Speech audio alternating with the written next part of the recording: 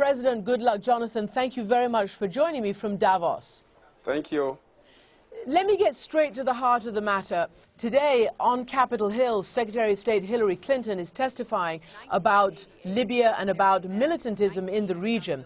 And she identified Boko Haram as the biggest threat to one of the most important countries, namely your own. Do you see Boko Haram as a major existential threat to Nigeria right now? Definitely, Boko Haram, if it is not contained, it will be a threat not only to Nigeria, but to West Africa, Central Africa, and of course to North Africa. Because of course, you know, some element of Boko Haram in the same link up with some of the Al-Qaeda's operating in northern Mali and other North African countries. Of course, that's why the Nigerian government is totally committed to work with other nationals, other friendly governments, to make sure that we contain the problems in Mali. Because, as you rightly said, the issue of Libya tried to create more problems in the sub-region. Because when Gaddafi was dethroned and a number of fighters looted the weapons, these weapons enter into the hands of non-state actors, and they are being used for criminal activities. We have seen what has happened. You mentioned Mali, you mentioned Algeria.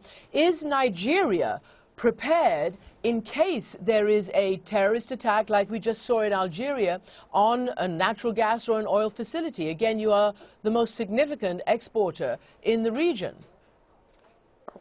Yes, of course. What happened in Algeria is quite unfortunate. And that's why all the governments have been working day and night to make sure that we prevent such excesses. Do you believe that Boko Haram is just a security threat for you? Or, as some others believe, that it is also about resisting misrule and corruption, and that there needs to be a different or an additional way of dealing with it other than just military? No. Boko Haram is not as a result of misrule, definitely not.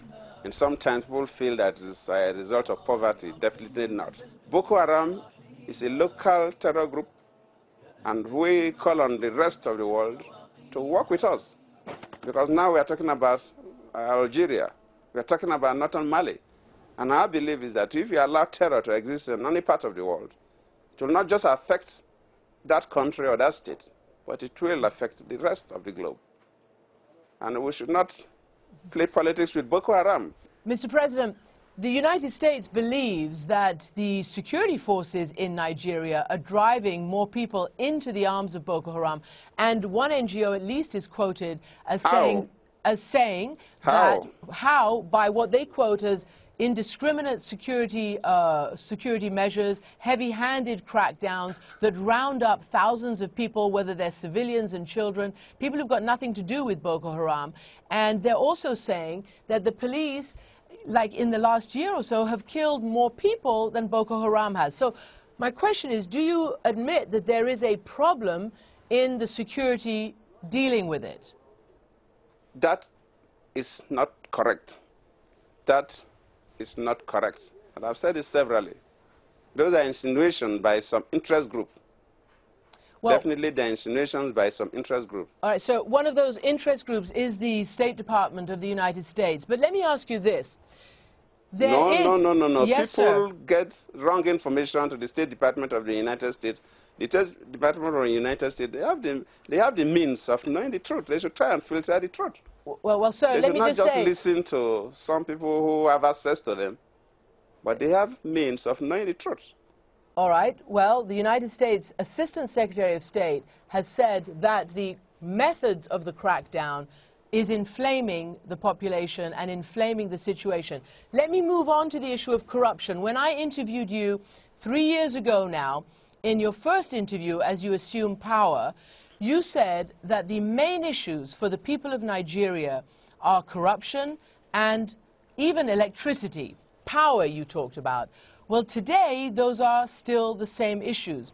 Some 60% of the people of Nigeria don't have enough or regular power, regular electricity. There are constantly shortages and outages.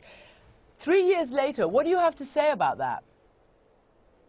I would have loved that you asked an ordinary Nigerian on the streets of Lagos, Abuja, or any other city this question about power.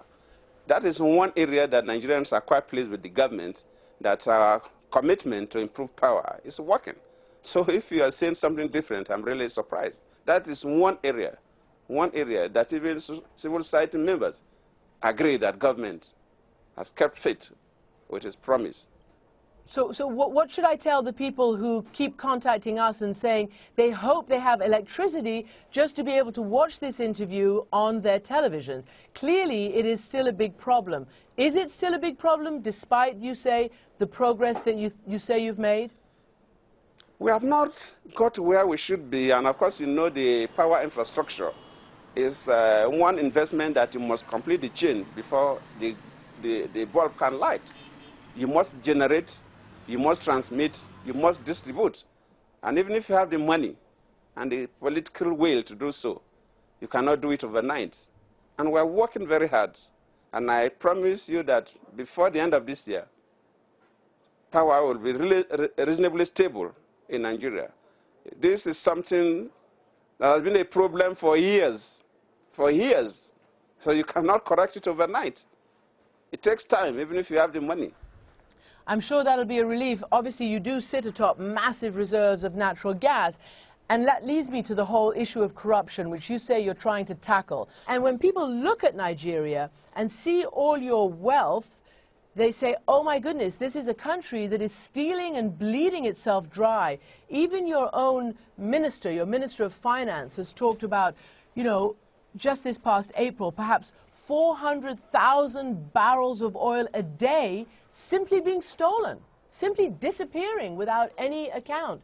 One of your ministers has said that the level of theft from the country, from the government, amounts to about $7 billion a year. That's still a problem, isn't it? In fact, when you talk about crude oil stealing, yes, I agree with you. Frankly speaking, we want the international community to support Nigeria, because this stolen crude is being bought by refineries abroad. And they know the crude oil was stolen. The world must condemn what is wrong. The stolen crude is refined abroad. It's not refined in Nigeria. President Goodluck Jonathan, thank you very much for joining me. Thank you.